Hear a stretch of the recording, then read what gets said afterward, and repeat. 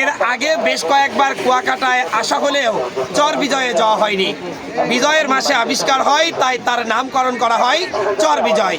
সেখানেই নাকি আছে লাল কাঁকড়া আর অতিথি পাখিদের অভয়ারণ্য। সেটা দেখতেই সাগরের বুকে এখন যাব আমরা এক ঝাঁক তরুণ। এই যে এখানে একটা গর্ত পেয়েছি। এই যে চর বিজয়ে কোটি কোটি লাল কাঁকড়া। আমি মনে করি এই যে সেন্ট মার্টিন দ্বীপ যে ধ্বংসের দ্বার প্রান্তে, এই সেন্ট মার্টিন দ্বীপকে রক্ষা করতে হলে চর বিজয় সেন্ট মার্টিনের বিকল্প হিসাবে কিন্তু কাজে আসতে পারে। এখানে একটি গর্ত, দেখা যাক এখানে লাল কাঁকড়া আছে কিনা। কাঁকড়াটা জীবন্ত মাটি দিল রে, তো নিচে যাচ্ছে কত ঢুকতে নিচে যাবে। এই পাওয়া গেছে, পাওয়া গেছে, আমার কাছে কাঁকড়া পাওয়া গেছে। এই যে এই যে বিখ্যাত কাঁকড়া, এই যে লাল কাঁকড়া, এই যে এই